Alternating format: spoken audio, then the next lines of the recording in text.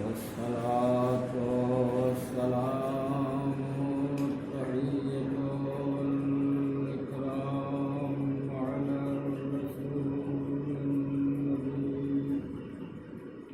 وعلى أهل بيته الطيبين الطاهرين المعصومين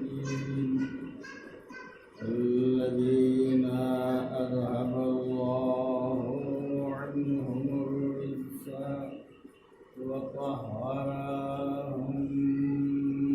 تطهيرا.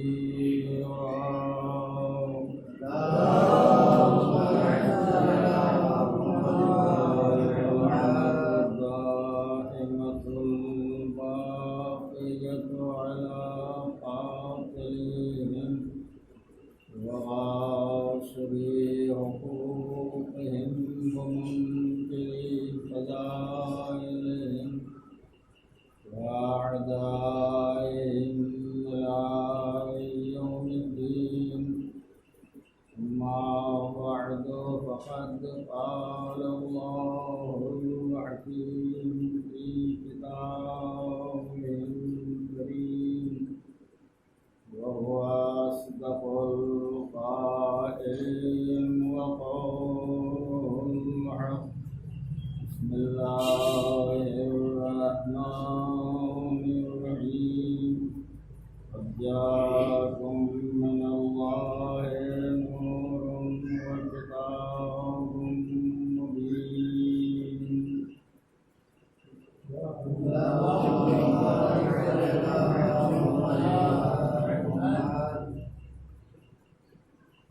یہ مجلسوں کا سلسلہ جس میں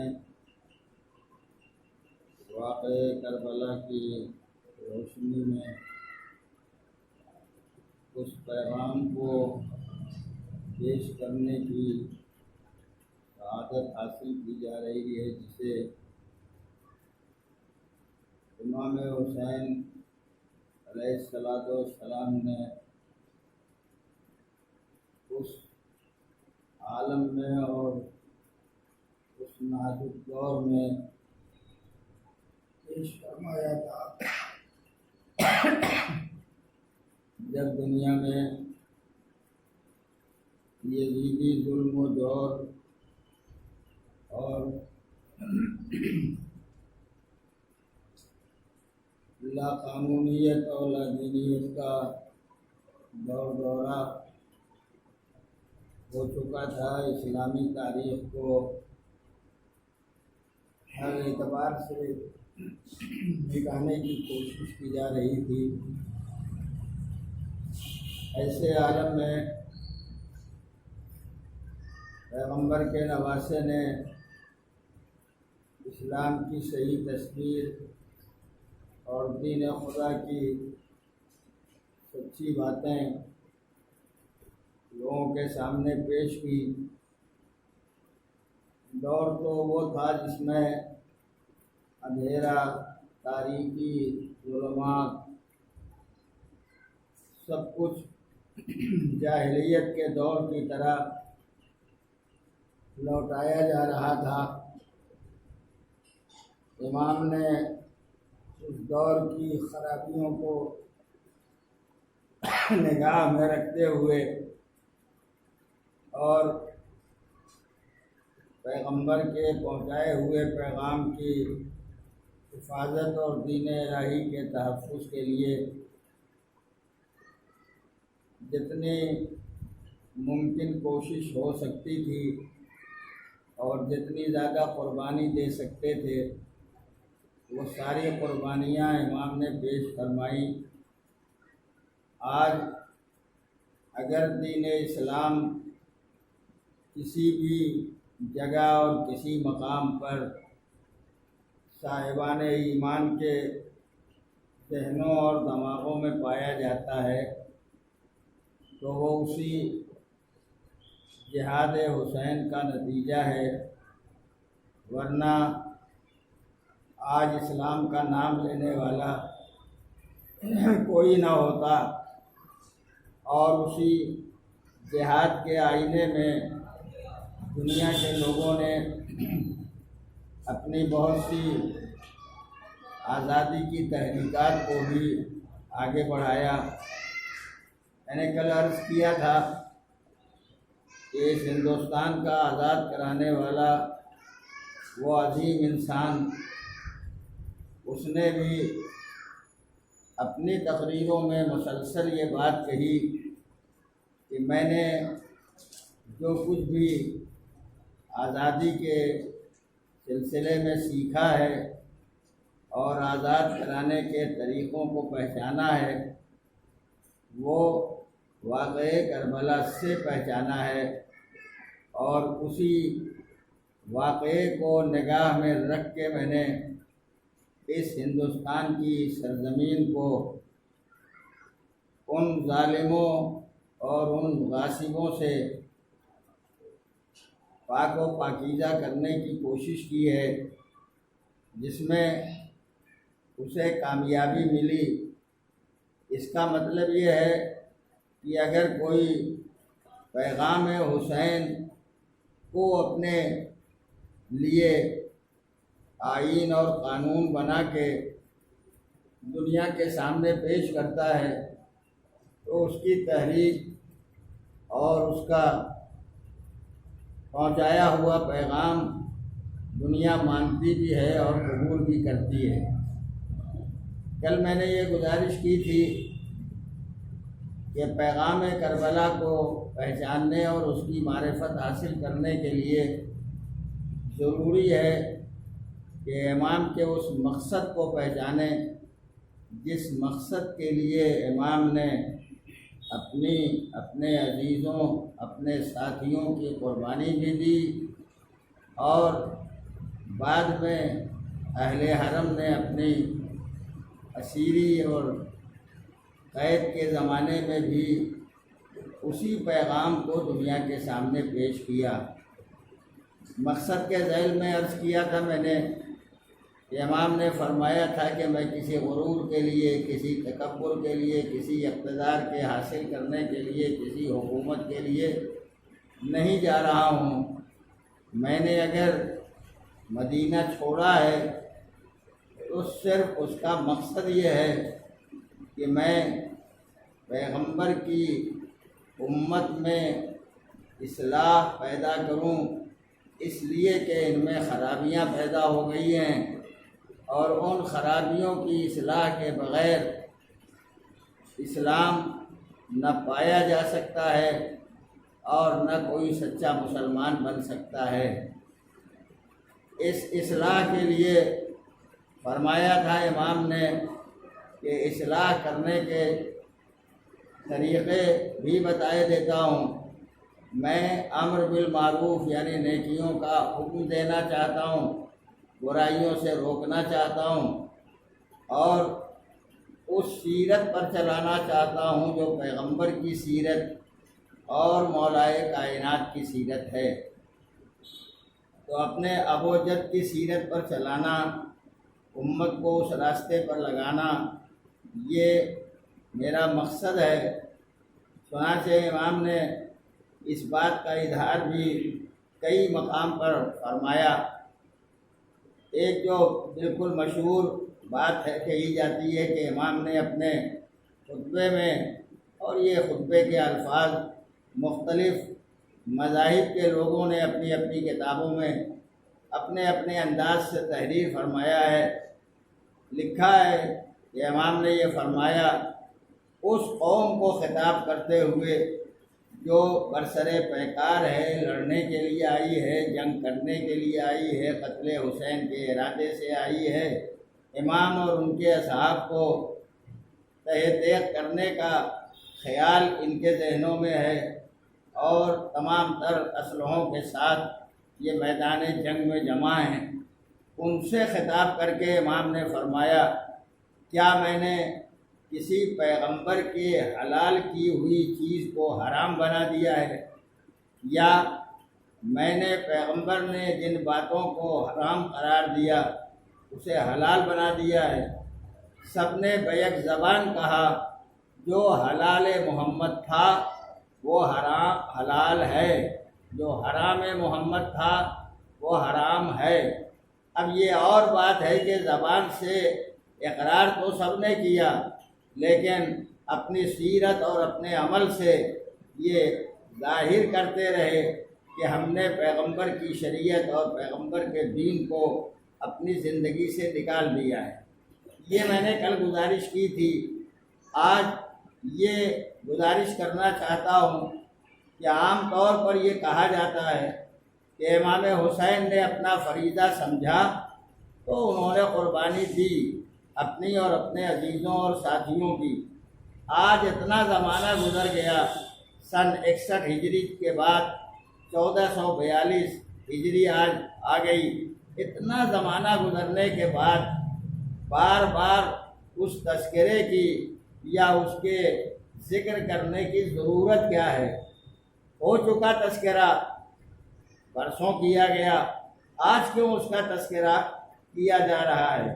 ظاہر ہے کہ تذکرہ ہم کرتے ہیں جو امام حسین علیہ السلام کے ماننے والے یا ان کی معرفت رکھنے والے، ان کے پہچاننے والے ہیں، وہ تذکرہ کرتے ہیں۔ اعتراض دوسروں کی جانب سے ہوتا ہے کہ یہ بار بار تذکرہ کیوں کیا جا رہا ہے۔ تو اس سلسلے میں ایک تو وہ بات ہے کہ جو غیر نے لکھی ہے اور عالم اسلام کا عظیم عالم دین ہے، اس نے یہ لکھا ہے کہ اس تذکرے کو اس لیے بند ہو جانا چاہیے، یہ تذکرہ اس لیے نہیں ہونا چاہیے کہ اس تذکرے سے اصحاب کے خلاف دلوں میں ہیجان پیدا ہوتا ہے۔ ظاہر ہے کہ ہیجان انہی دلوں میں پیدا ہوگا جو چاہنے والے ہیں، جو ماننے والے ہیں، لیکن اصحاب کے خلاف کیوں بات پیدا ہوتی ہے؟ ذکر ہوتا ہے امام حسین کا، ذکر ہوتا ہے ائمہ طاہرین کا، تو ادھر ان کے خلاف بات کیوں جا رہی ہے؟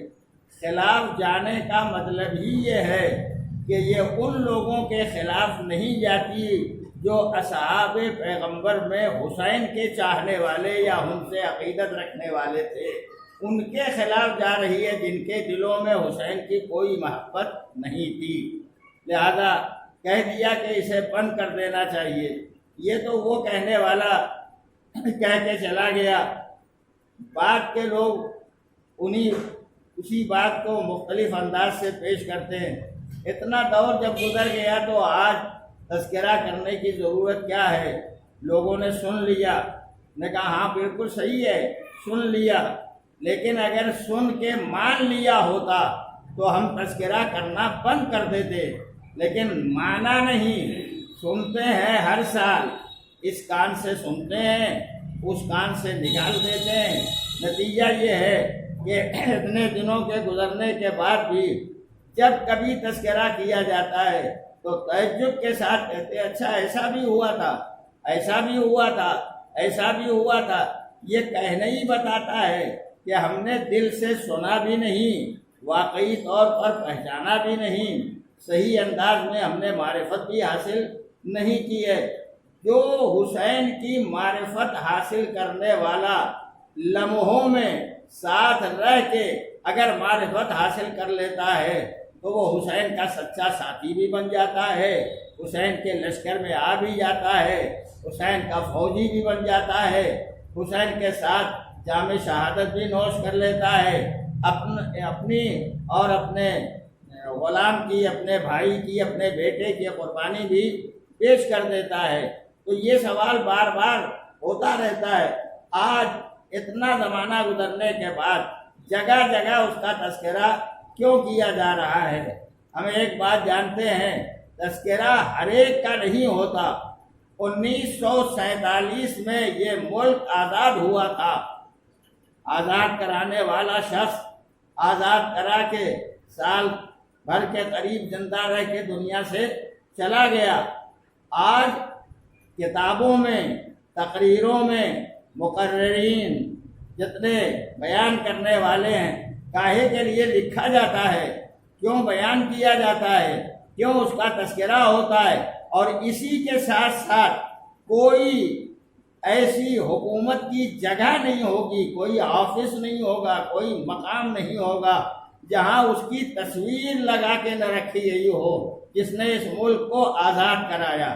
تو یہ تصویر لگانے کی کیا ضرورت ہے؟ 50 سال سے زیادہ کا زمانہ گزر گیا، ختم کرو اس تذکرے کو، اب اس ذکر کی ضرورت کیا ہے؟ مگر تصویر کا لگا رہنا، تذکرے کا ہوتا رہنا، کتابوں میں لکھا جاتا رہنا اس بات کی دلیل ہے کہ احسان کرنے والے کے احسان کو کبھی بھلایا نہیں جاتا ہے۔ زمانہ گزر جاتا ہے مگر احسان کرنے والے کا احسان یاد کیا جاتا رہتا ہے۔ مگر یاد کون کرتا ہے؟ وہی جس کے اندر انسانیت کے اقدار کا احترام ہوتا ہے، جو واقعی آزادی کے مفہوم کو پہچانتا ہے، جو انسان اپنے لیے سکون کے حالات کی معرفت حاصل کرتا ہے، وہی اسے یاد بھی کرتا ہے، وہی اس کا تذکرہ بھی کرتا ہے۔ اب یہ اتنی بات میں نے کہی ہے، اور تمام عالم اسلام سے ایک اور بات بھی دنیا کے سامنے پیش کرنا چاہتا ہوں، دنیا کو پہچاننا چاہیے۔ یہ تو سن 61 ہجری میں شہادت امام حسین علیہ السلام اور ان کے اعزاء اور اقربا کے مصائب اور اعلام کا تذکرہ یا ان کے کارناموں کا ذکر ہوتا ہے۔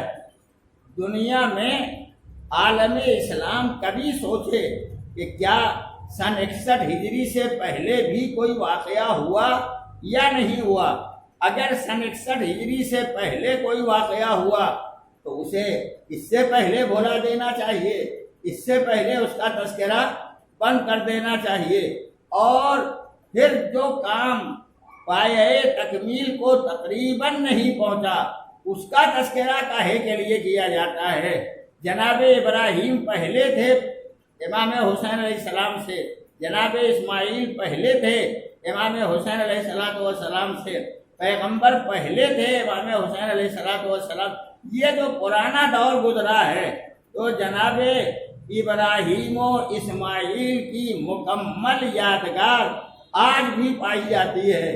جس قربان گاہ میں جناب ابراہیم نے جناب اسماعیل کو لٹایا تھا اور منظور خدا یہ تھا کہ وہ دمبا جنت سے آئے وہ ذبح ہو جائے، جناب اسماعیل ذبح نہ ہو، خواب کی تعبیر مکمل ہو جائے گی، جناب ابراہیم اپنے امتحان میں کامیاب ہو جائیں گے۔ اسماعیل بچ گئے، دمبا ذبح ہو گیا۔ ایک دمبا اس دن ذبح ہوا تھا، آج نہ جانے کتنے دمبے اسی طرح ذبح ہو رہے ہیں، آج نہ جانے کتنی یادگاریں ہیں۔ ملک کا کوئی گوشہ ایسا نہیں ہے، دنیا کی کوئی جگہ ایسی نہیں ہے جہاں اس یادگار کو منایا نہ جاتا ہو۔ کیوں نہیں کہتے کہ یہ اس سے پرانا واقعہ ہے، اس کو پہلے بند کر دو، بعد والے واقعے کے بارے میں اختلاف و اعتراض کرنے کی کوشش کرنا کہ یہ بند ہو جانا چاہیے۔ جناب اسماعیل کی یادگار ابھی تک ہے۔ ایک جناب ہاجرہ صفا اور مروہ کے درمیان دوڑی تھی، صرف اس لیے کہ جناب اسماعیل پیاسے تھے، پانی کی تلاش میں۔ جہاں ذرا سا چمکدار کوئی شے نظر آتی تھی اس کی طرف دوڑ کے جاتی تھی۔ صفا کے دوڑی، مروہ کی طرف پہاڑی پہ آئیں، مروہ پہاڑی سے دوڑی، صفا کی جانب آ گئی۔ 7 بار یہ چکر لگایا، تب جا کے کہیں یہ پتہ چلا کہ جہاں جناب اسماعیل نے ایڑیاں رگڑی ہیں وہ پانی ابل رہا ہے، زمزم جسے کہا جاتا ہے۔ تو وہ جو 7 بار چکر لگایا تھا صفا اور مروہ کے درمیان، آج کوئی حاجی یہ کہتا ہے اتنا پرانا واقعہ، آج کیا ضرورت ہے چکر لگانے کی؟ زمانہ گزر گیا، وقت رہا ہوگا جب جناب ہاجرہ نے چکر لگایا تھا، آج اس کی کوئی ضرورت نہیں ہے۔ اچھا، اس کے ساتھ ساتھ جناب اسماعیل کے ایڑیاں رگڑنے سے جو پانی نکلا جسے زمزم کہا جاتا ہے، تو اس زمزم کو آنکھوں سے لگاتے ہیں کہ نہیں؟ احترام میں ایک گھونٹ پینے کے لیے آدمی کھڑا ہو جاتا ہے، کاہے کے لیے؟ اس لیے کہ بڑا مقدس ہے۔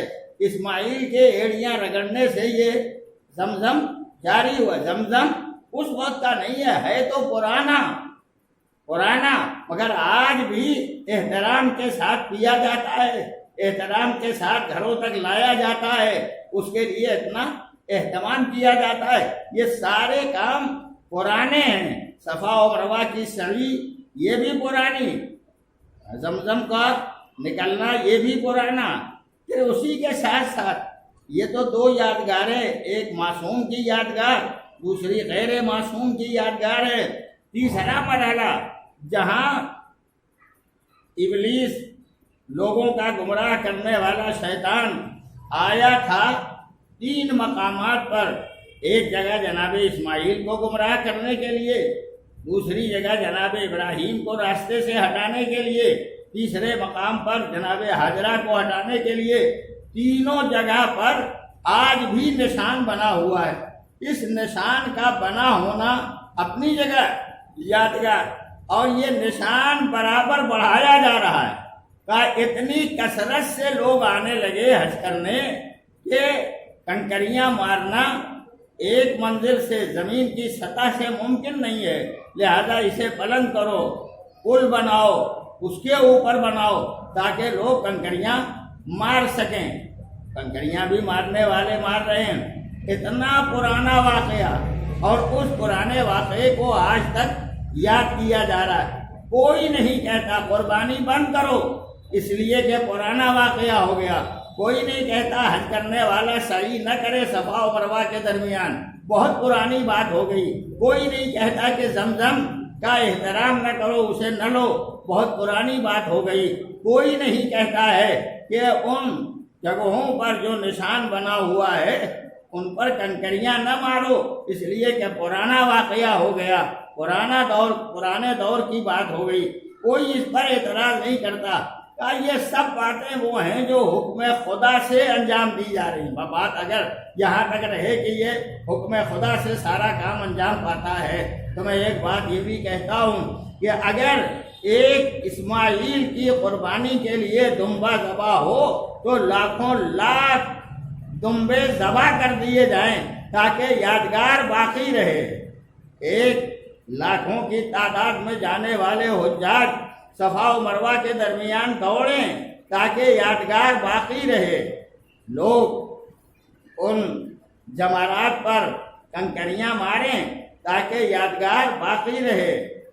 जमजम लें ताकि यादगार बाकी रहे। क्यों?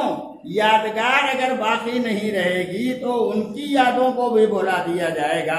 खुदावंद आलम कहता है लिल्लाहि अलन्नास हिज्जुल बैत, इंसानों के लिए अल्लाह के घर का हज वाजिब है।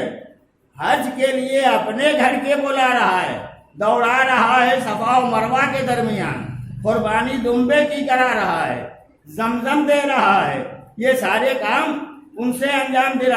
एक हज में बहुत सारे काम है, तफसील में अर्ज नहीं करूँगा। बहुत सारे काम हैं जो अंजाम पाते हैं। कुछ मासूमीन के काम हैं, कुछ गैर मासूमीन के काम हैं। क्यों याद दिलाया जा रहा है? क्यों इन बातों को मुसलसल अंजाम दिलाया जा रहा है? ताकि उनकी यादें कायम रहे। एक अल्लाह के घर तक जाने के लिए, अल्लाह के घर का हज करने के लिए काम इतने सारे अंजाम दिलाए जा रहे हैं। पर यही बात जहन में रहे, अल्लाह के घर तक जाने के लिए ये कंकरी भी मारो, अल्लाह के घर तक जाने के लिए सफ़ा और मरवा के दरमियान दौड़ो भी, अल्लाह के घर तक जाने के लिए जमजम भी लो, अल्लाह के घर तक जाने के लिए कुर्बानी भी करो। पर अगर ये जमजम यादगार है अल्लाह के घर तक जाने के लिए, अगर ये कुर्बानी यादगार है अल्लाह के घर तक जाने के लिए, अगर ये कंकरियों का मारना यादगार है खुदा के घर तक जाने के लिए, तो मैं बिल्कुल सीधी बात कहता हूँ, ये जितनी चीजें हैं ये सब के सब हैं वो जिनमें कोई जिंदगी जाहिरन नहीं पाई जाती। अगर ये जाहिरी जिंदगी न रखने वाले यादगार हैं अल्लाह तक पहुँचने के लिए, तो जिस हुसैन ने अपनी कुर्बानी, अपने साथियों के कुर्बानी, अपने अजीजों के कुर्बानी दीन खुदा की हिफाजत के लिए दी है, क्या वो हुसैन का तस्करा اس بات کی علامت نہیں ہے کہ اللہ تک جانے کے لیے حسین کا ذکر کرتے رہو تاکہ یہ تذکرہ انسان کو خدا کی بارگاہ تک پہنچا سکے۔ اور یہ یاد رکھنا چاہیے جو ذکر حسین نہیں کرتا ہے یا ذکر حسین سے غافل رہتا ہے یا ذکر حسین پر اعتراض کرتا ہے وہ وہی افراد ہوتے ہیں جنہوں نے نہ خدا کو پہچانا ہے، نہ رسول کو پہچانا ہے، نہ قرآن کو پہچانا ہے، نہ اسلام کو پہچانا ہے، نہ دین کو پہچانا ہے۔ جو معرفت رکھنے والے ہیں وہ ہمیشہ تذکرہ کرتے رہیں گے۔ میں قرآن مجید کی 2 آیتیں آپ کے خدمت میں عرض کیے دیتا ہوں تاکہ پہچانیے۔ پروردگار عالم سورہ زاریات میں اس کی آیت غالباً 55 نمبر کی آیت ہے، اس میں ارشاد فرماتا ہے وَذَكِّرْ فَإِنَّ الذِّكْرَىٰ تَنفَعُ الْمُؤْمِنِينَ، یاد دلاتے رہو، ان کو تذکرہ کرتے رہو، اس لیے کہ تذکرہ مومنین کے فائدے کے لیے ہے۔ بالکل آسان لفظوں میں یہ کہتا ہوں، آج جب برس سے تذکرہ ہو رہا ہے تب دنیا حسین کو بھولی ہوئی ہے۔ اگر یہ تذکرہ نہ ہوتا تو کتنا زیادہ دنیا بھلا چکی ہوتی، کتنا دنیا فراموش کر چکی ہوتی۔ حسین فراموش کرنے کے لائق نہیں ہے، تذکرہ حسین کا ذمہ دار پروردگار ہے۔ اگر دنیا کے جتنے لوگ ہیں اس سفح ہستی پر رہنے والے، اس زمین پر زندگی گزارنے والے، یہ سب کے سب تذکرہ حسین اگر بند بھی کر دیں گے تو آسمان سے آنے والا فرشتہ بہرحال جا کے وہاں تذکرہ کرتا رہے گا اور یہ تذکرہ ہمیشہ باقی رہے گا۔ قرآن مجید میں ارشاد ہوا وَذَكِّرْ فَإِنَّ الذِّكْرَىٰ تَنفَعُ الْمُؤْمِنِينَ، پیغمبر سے کہا خدا نے آپ یاد دلاتے رہیے، اس لیے کہ یاد دلانے میں مومنین کا فائدہ ہے، مومنین کا کوئی نقصان نہیں ہے۔ اب ذرا فکروں کو ملا کے دیکھیے، کب تک کرو گے تذکرہ؟ پرانی بات ہو گئی، واقعہ پرانا ہو گیا، یہ فکر کہاں؟ قرآن کہتا ہے یاد دلاؤ، اس میں مومنین کا فائدہ، اور یہاں فکر یہ بنی ہے کب تک تذکرہ کرتے رہو گے، کب تک ذکر کرتے رہو گے۔ قرآن سے فکر اگر ملی ہوتی تو جیسے قرآن کہہ رہا تھا برابر تذکرہ کرتے رہو، آج بھی تذکرہ کرنے والے تذکرہ کرتے، اور جن دلوں میں ذرا بھی عقیدت، محبت اور الفت کی کیفیت ہے وہ بہرحال تذکرہ کرتے ہیں، بلا تفریق مذہب و ملت تذکرہ کرتے رہتے ہیں۔ ایک یہ آیت ہے، دوسری آیت وہ سورہ ابراہیم کی آیت ہے، غالباً 5ویں آیت، اس میں یہ ارشاد فرمایا گیا جناب موسیٰ کو خطاب کر کے، موسیٰ اخرج قومک من الظلمات الی النور، اپنی قوم کو نکالو تاریکی اور اندھیرے سے روشنی کی طرف، وذکرہم بایام اللہ، اور انہیں یاد دلاؤ اللہ کے دنوں کو، جو اللہ کے دن ہیں انہیں یاد دلاؤ۔ اللہ کے دن کون سے ہیں؟ جب کبھی کوئی ایسا واقعہ پیش آیا ہو جس میں خدا بند عالم کی یاد تازہ ہوتی ہو یا خدا کی بارگاہ تک جانے والے، اس سے قربت حاصل کرنے والے قربت حاصل کرتے ہوں، وہ دن خدا کا دن کہلاتا ہے۔ ایام الہی اسی کو کہتے ہیں جس دن کوئی واقعہ ہوا، اور ایسا واقعہ جو اسلامی تاریخ کا واقعہ ہے۔ تو ایام الہی میں بعثت بھی ہے جس دن نبی نے اپنی نبوت کا اعلان فرمایا، پیغمبر کی جنگیں ہیں جس میں خدا کو یاد کیا گیا، اور آخری واقعہ جس میں پیغمبر نے ایک ہادی اور رہنما اپنے بات کے لیے حکم خدا سے معین کیا، جس میں اعلان فرمایا تھا کہ جس کا میں مولا ہوں اس کے یہ علی مولا ہیں۔ وہ دن بھی خدا کا دن ہے، تو یہ دن خدا کا دن ہے، اس کے لیے موسیٰ سے کہا کہ یاد دلاؤ۔ اب اگر موسیٰ سے کہا گیا ہے تو پیغمبر کے بارے میں قرآن مجید نے کہا ہے کہ ہم نے تم کو ویسا ہی رسول بنا کے بھیجا ہے جیسا موسیٰ کو ان کی قوم کی طرف رسول بنا کے بھیجا تھا۔ اس کا مطلب یہ ہے کہ موسیٰ اور پیغمبر اکرم میں بہت حد تک مماثلت اور بہت حد تک یگانگت پیدا ہے، اور اس کی وجہ سے قرآن نے اعلان کیا ہے، اور اس کے سہارے کے لیے حدیث جو متفق علیہ ہے علماء کے درمیان یہ فرما دیا گیا ہے۔ پیغمبر نے فرمایا ہے مولائے کائنات سے انت منی بمنزلت ہارون من موسیٰ، تمہاری منزل وہی ہے جو ہارون کی موسیٰ سے تھی، الا انہ لا نبی بعدی، سوائے اس کے کہ میرے بعد کوئی نبی نہیں ہونے والا ہے، یعنی ہارون نبی ہوں گے مگر تم نبی نہیں ہوگے، اس لیے کہ میرے بعد سلسلے نبوت ختم ہو جانے والا ہے۔ مزید تیسری دلیل یہ ہے کہ اللہ نے مولائے کائنات کو جو بچے دیے ان بچوں کے نام بھی ہارون کے بچوں کے نام پر رکھے گئے۔ امام حسن یہ عربی نام ہے شبر کا، امام حسین یہ عربی نام ہے، جی بتائیے، شبیر شبیر دونوں الگ الگ پڑھا گیا، تو یہ وہ نام ہیں، اس نام کی بنیاد پر یہ نام رکھے گئے ہیں۔ تیسرا بچہ جو شکم مادر میں شہید ہو گیا جس کا نام محسن لکھا جاتا ہے، تو وہ بھی نام جناب ہارون کے تیسرے فرزند مشفر کے نام پر رکھا گیا تھا جو عربی نام ہے۔ اس طرح یہ مماثلت ہے۔ تو ایام الہی وہی ہیں کہ جن میں کوئی ایسا واقعہ پیش آیا ہو جس واقعے کی بنا پر خداوند عالم یاد کیا جاتا ہو۔ اب دنیا واقعے کربلا کو کبھی اپنی صحیح بصیرت کے ساتھ، صحیح نگاہ کے ساتھ، عقل کے ساتھ، فکر کے ساتھ کبھی پڑھے تو اندازہ ہوگا کہ حسین نے قربانی اپنے لیے دی، حکومت کے لیے دی، اقتدار کے لیے دی، نہیں، دین خدا کی حفاظت کے لیے، اللہ کے پیغام کو بچانے کے لیے۔ بلکہ یہ آسان لفظوں میں کہہ سکتا ہوں، جو تبلیغات اسلامی جناب آدم سے لے کے پیغمبر اکرم تک اور مولائے کائنات تک ہوئی تھی، ان ساری تبلیغات کو اگر ایک جگہ جمع کر دیا جائے تو اس کا نام حسین ابن علی ہے، اور انہوں نے اسی پیغام کو دنیا کے سامنے پیش بھی کیا، اور آج وہ پیغام ہمارے درمیان پایا جا رہا ہے۔ تو اصل میں ہم جو سال بسال روز بروز یہ تذکرہ کرتے ہیں، اس کا مقصد صرف یہ ہے کہ لوگوں کو یاد دلاتے رہیں، یاد کرو اس وقت کو جب ایسا ہوا، کہا تھا خدا نے اخرج قومک من الظلمات الی النور، اپنی قوم کو اندھیروں سے نکالو روشنی کی طرف لاؤ، اندھیرے سے نکالو روشنی کی طرف لاؤ۔ جب یہ کہا تو فوراً کہا وذکرہم بایام اللہ، اور انہیں اللہ کے دنوں کو یاد دلاؤ۔ اس کا مطلب دونوں کو ملا کے یہ نکلتا ہے کہ جب اللہ کے دن یاد دلائے جائیں گے تب انسان اندھیرے سے نکلے گا، روشنی کی طرف آئے گا۔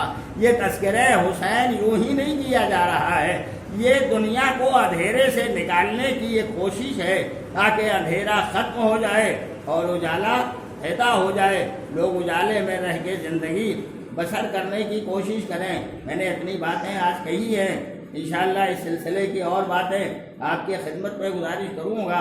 تو ایک بات طے ہے، ہمارا مقصد ہے اس بات کو دہراتے رہنا، کہتے رہنا، برابر لوگوں کے سامنے پیش کرنا، اور پھر اس میں کسی اور کے لیے تکلیف کی کیا بات ہے؟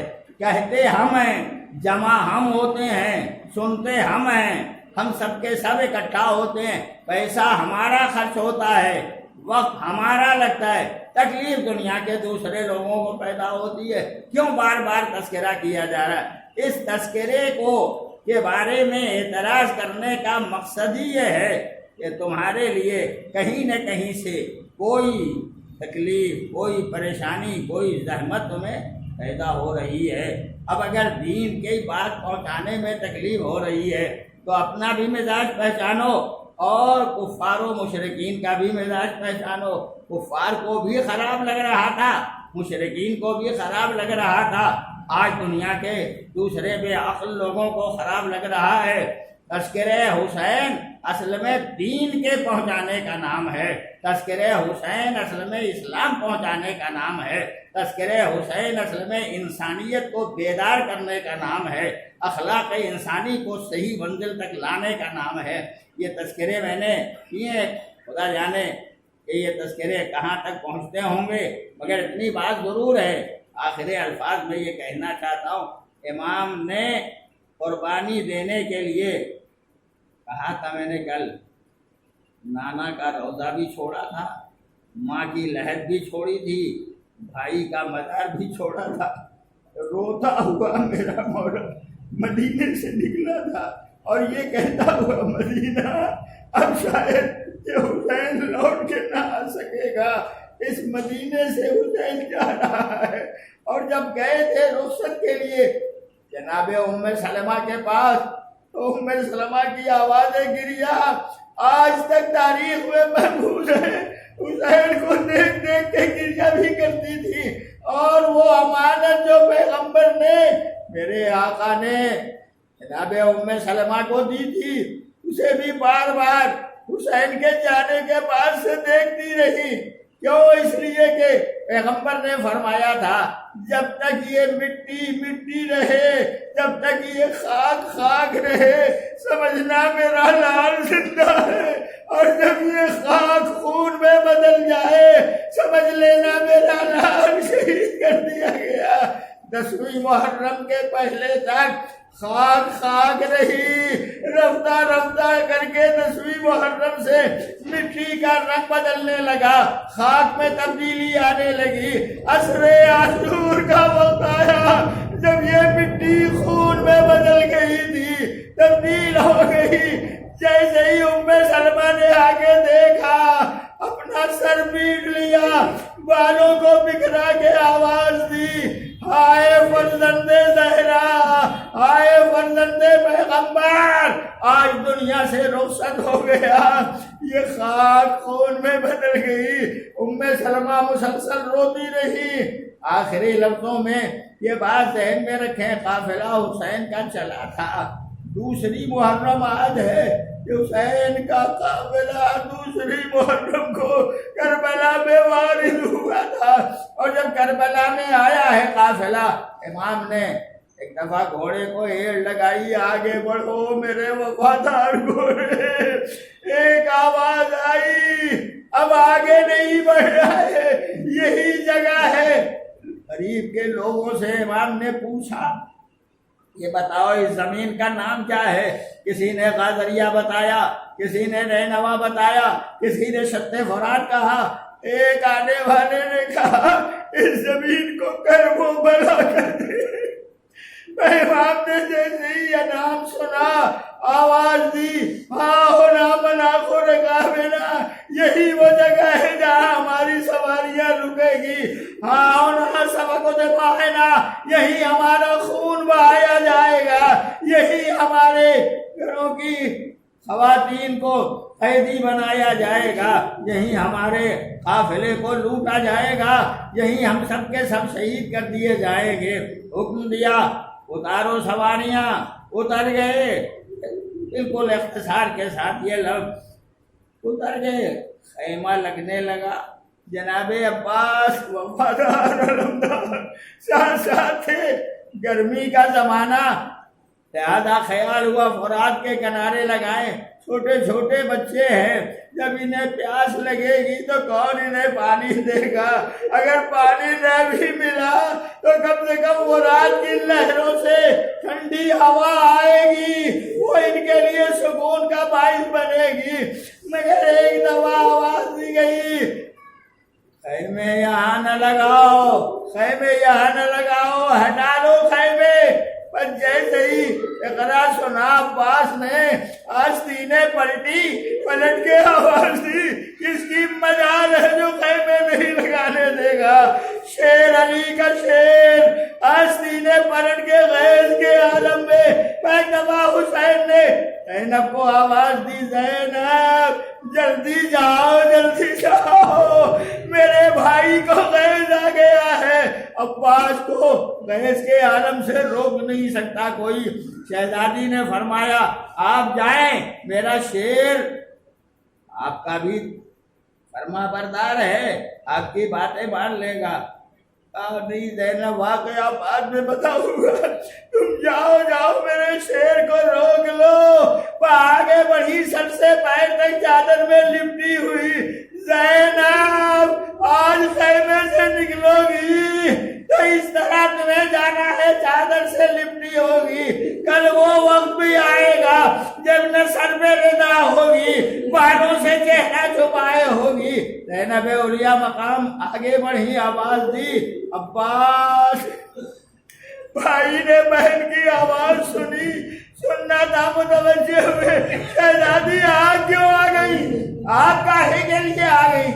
آواز دی، عباس آستینے برابر کر لو، آستینے برابر کر لو، خیمے یہاں سے ہٹا لو۔ عباس، زینب کی آواز عباس نے سنی، آواز دی، خیمے ہٹا لوں گا، مگر کسی ظالم میں ہمت نہیں ہے یہ عباس کا مقابلہ کر سکے۔ اور عباس سے خیمے ہٹا لے، زینب نے کہا۔ عباس نے خیمے ہٹائے، خیمے لگ گئے، بیویاں خیموں میں آ گئیں، خیموں میں آ گئیں بیویاں، اور ایک دفعہ رفتہ رفتہ شعور کا محرم کا سورج، دوسری محرم کا سورج دھیمے دھیمے ڈوبنے لگا۔ جیسے جیسے ڈوبتا جاتا تھا، اندھیرا چھاتا جاتا تھا، تھوڑا اندھیرا بڑھا تھا، ایک دفعہ خیمے کے پیچھے سے کسی بیوی کے رونے کی آواز آئی۔ آوازیں کسیاں سن کے ایک دفعہ حسین کی بہن زینب نے آواز دی، بھیا خیمے کے پیچھے کون رو رہا ہے؟ اس طرح رو رہا ہے جیسے کسی ماں کا جوان بیٹا مارا گیا ہو۔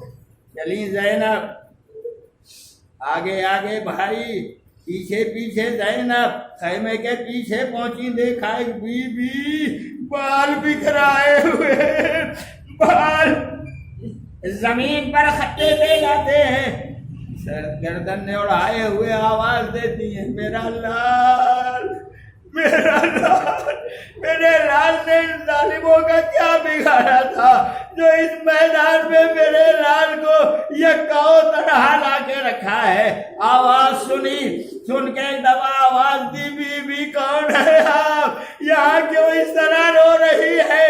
کوئی جواب نہ دیا۔ زینب آگے بڑھی، آواز دی، بی بی میں علی کی لاڈلی ہوں، میں فاطمہ کی بیٹی ہوں، بی بی بتاؤ، شاید آپ مردوں سے بات نہیں کرنا چاہتی، میں بی بی آئی ہوں، بتائیے آپ اس طرح کیوں گریہ فرما رہی ہیں؟ قریب پہنچی، کہتی جاتی ہے، ایک دفعہ شہزادی نے بالوں کو ہٹایا، چہرے سے ہٹا کے آواز دی، میری بیٹی زینب، میری لاڈلی زینب، تم نے مدینہ چھوڑا، میں نے بھی مدینہ